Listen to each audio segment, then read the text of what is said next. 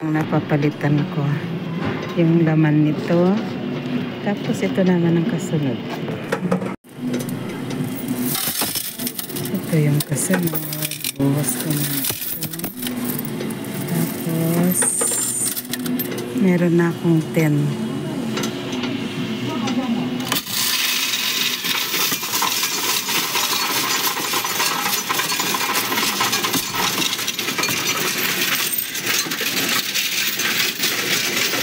I-dispose ko na lahat ng mga coins sa bahay.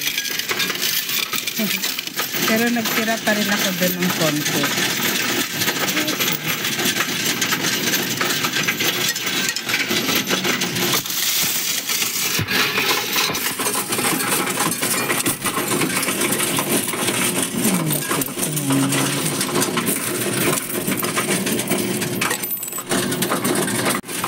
€35 na, 36.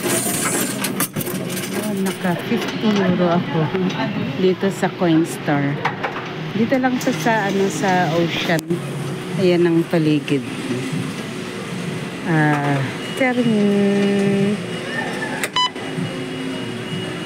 Ayan na.